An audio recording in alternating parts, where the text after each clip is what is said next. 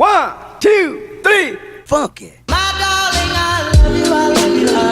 Hello, my name is Maddie. Welcome back to my channel, and for today's video I'm going to be sharing my Cal Poly San Luis Obispo tour vlog with you. And if you're new to my channel, then welcome. This is a part of a 5-part series on my channel where it's just gonna be like all my California vlogs. So without further ado, let's go ahead and get in with the video. Good morning. We are about to head off to Cal Poly for the tours. It would show you a really spectacular view out our window, but there is not one. So instead, here is a picture from the really awesome view from the dining room, because that was awesome. And I'll see you guys on campus. One thing that I'd like to point out about Cal Poly is just how open their campus is. Yes, there was men's soccer practicing and we could view it from the parking garage, kind of weird, but it was definitely the most open campus out of the 4 that we toured in California. And it was kind of tucked in to the Morros, which are the mountains that you see surrounding it. That's what they call them in SLO. And we really didn't like the word isolated because you definitely still felt connected to SLO, but it was definitely tucked in by the Morros. We have determined that this concrete building looks more aesthetically pleasing than the other concrete architecture building.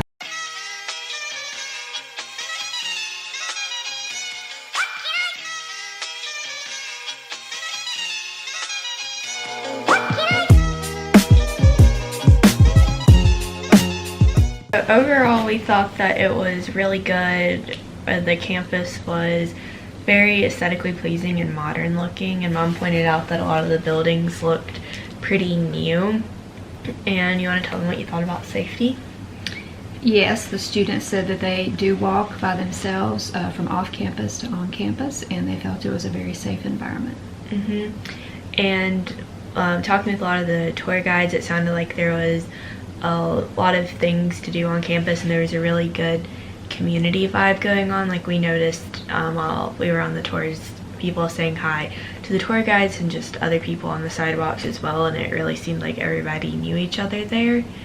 And as far as the housing, we took a completely separate housing tour, and they have several different styles of housing, but one thing that's interesting is you pick your housing based off your interest and not off the building. The new dorms were very nice.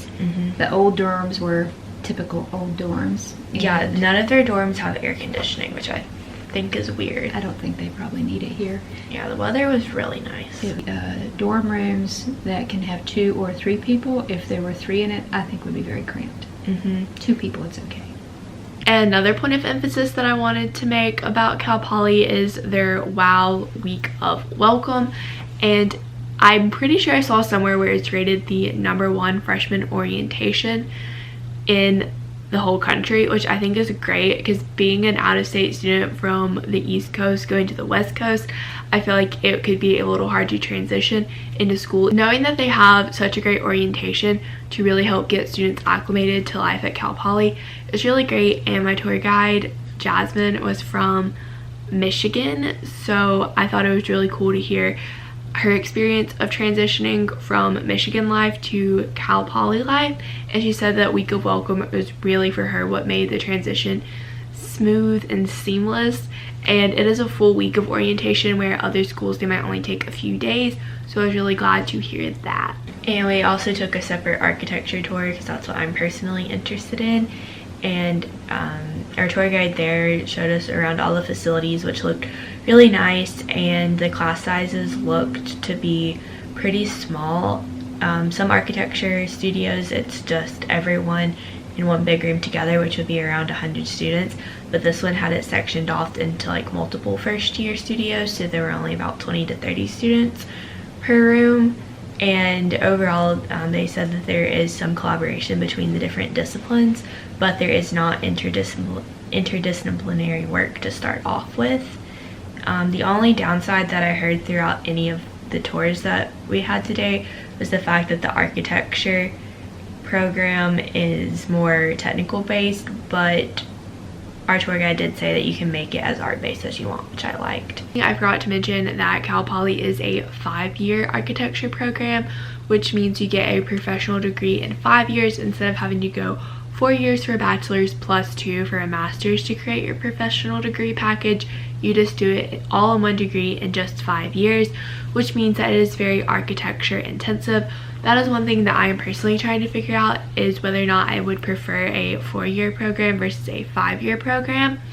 So some advantages of the 5-year program are, of course, you get it done faster, but it is very architecture intensive.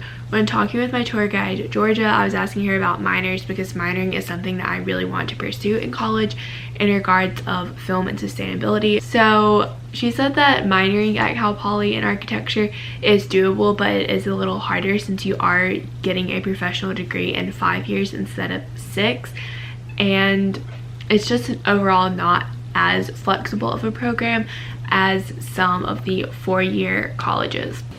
Also, it doesn't seem like sports are that big on campus, but they still have sports, so that's good. The scenery was absolutely gorgeous, and we drove around downtown slow, or just slow in general, and it kind of is similar to Charlottesville, but it just doesn't feel like it. And Mom pointed out that's probably because it's more spread out and Charlottesville is a little more compact. And it's only a 15-minute drive from the coast, which I really like that because I like the beach.